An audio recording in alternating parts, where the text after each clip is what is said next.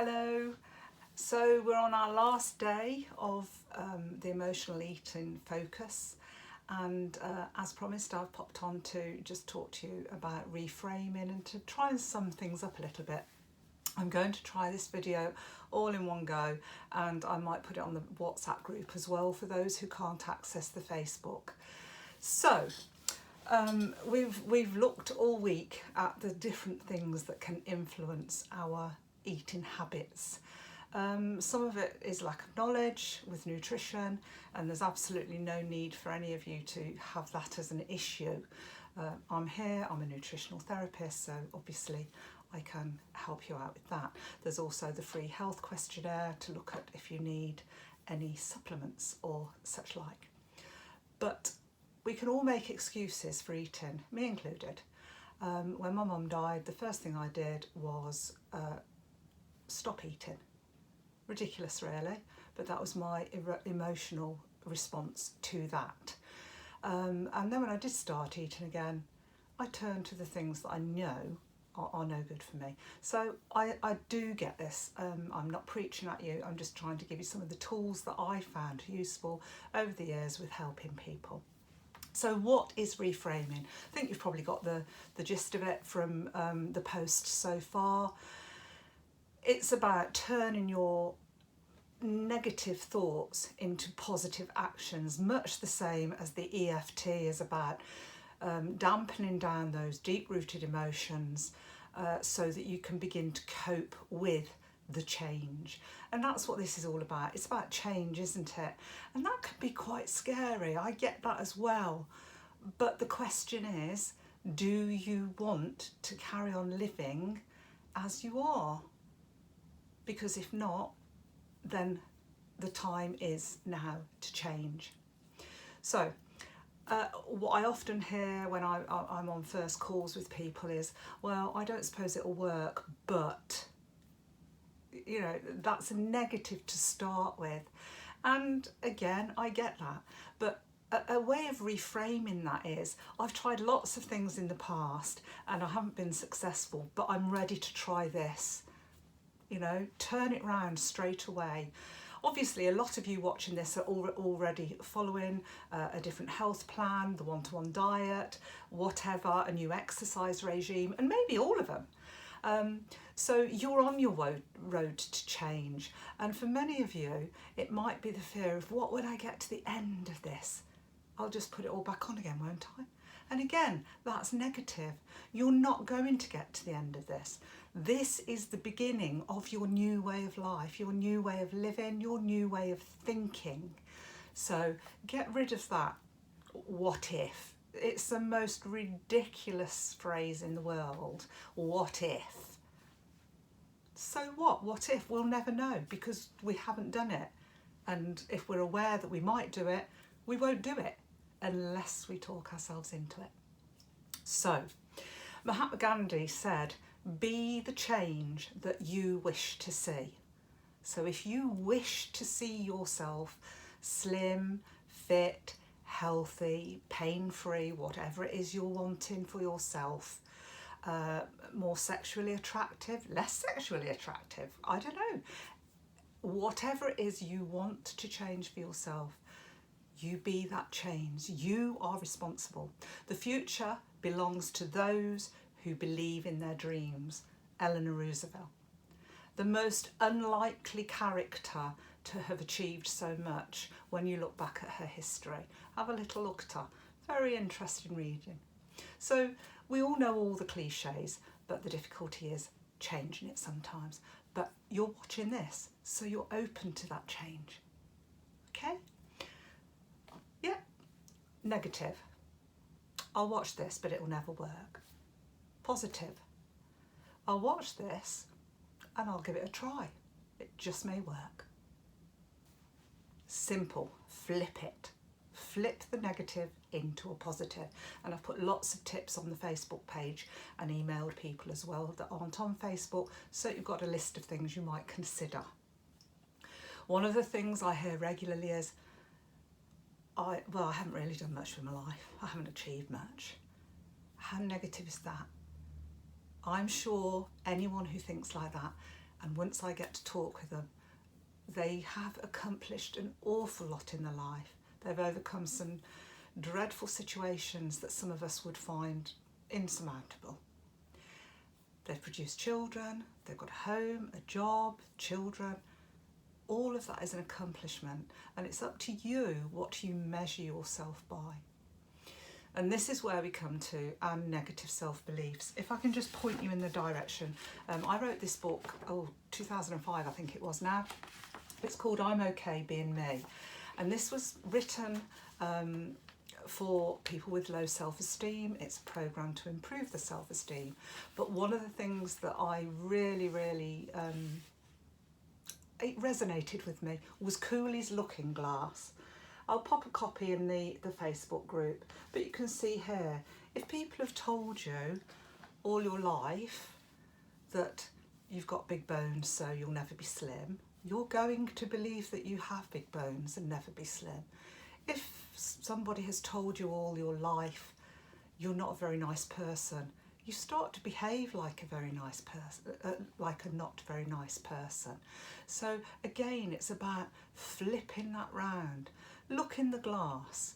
When you get those negatives comments coming in saying, oh, I'm bloody useless, I've not achieved anything today, just stop yourself. Stop right there and ask yourself, is that true? Is that true? Have you not achieved anything? Do you really need to turn to that bar of chocolate, that roll, that piece of cake? Is it true? Whatever that statement is that you've just told yourself, is it true? Are you telling the truth to yourself? Where's the evidence? What is the evidence? What haven't you achieved? Or what have you supposedly thought that you've done? What's the evidence that makes you think that? Is it a look from somebody? Maybe they were having a bad day. Is it some cross words from somebody? Their problem, not yours. It's in the past and you can't change that.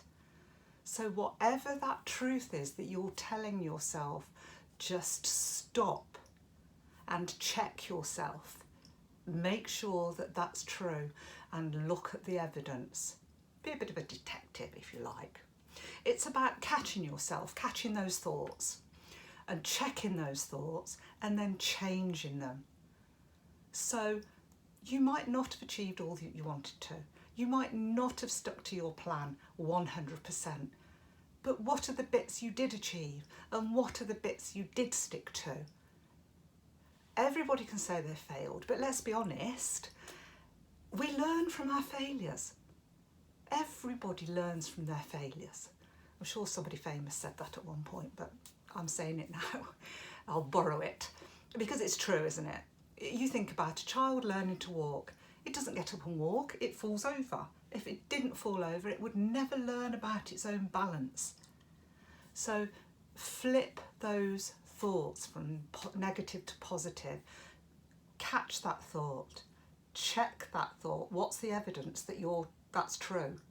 And change that round. Yeah? So, I didn't achieve all that I wanted to do today. I didn't stick to plan 100%. But, hey, it's a new minute. It's a new day. There's a song there. Flip it round and move on. Just chalk a line under it. Don't do it too often if you can help it, because otherwise it becomes a cycle. But it's about, there's lots of 3 C's, aren't there? So there's a check, a catch, a check, a change. There's also, once you've got to that point, change, commitment and consistency. So keep doing it. If you do it often enough, those thoughts will disappear. You will be more positive.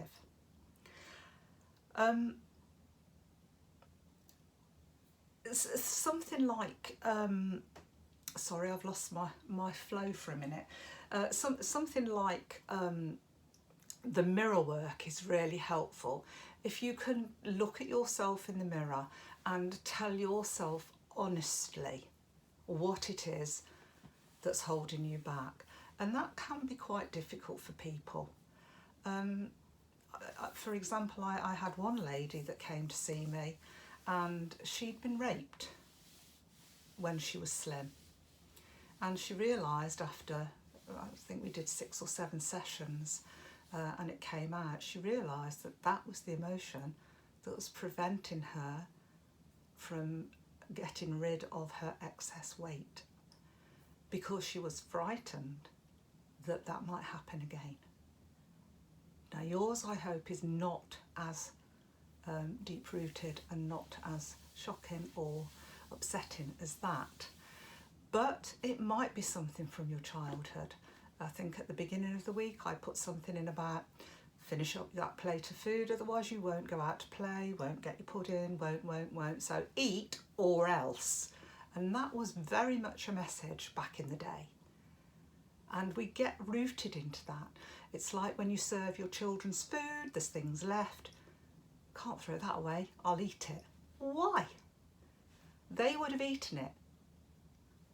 It was served up, you don't need it. And a good tip there is, as soon as you've got excess food, if it can't be put in the fridge and saved sensibly, if you've got that excess food there, cover it in something that you don't like, washing up liquid or something like that, so that you aren't tempted. Make it that sort of ritual. Oh my God, there's all that left. Or chips, I mean, cold chips. I know people that have gone back to chips 20 minutes later and just, instead of pouring another cup of tea, eating a plate of cold chips. They're revolting if you think about it. So this is all emotional eating, and it's about reframing those thoughts and getting into that positive way of thinking, making sure that that thinking becomes habit, and you will be successful. You will. I've said it all week and I'll say it again now. I'm here if you need any support. Please don't feel that you can't contact me separately to talk about any issues you might have that you want to try and overcome. It's a whistle-stop tour, I realise that. And also don't forget, if anyone has found it interesting, useful, so on and so forth, if you could send me a message or an email with a bit of a reference that I could use, then you'll be entered into a draw for this. Okay, so just about winds it up, really.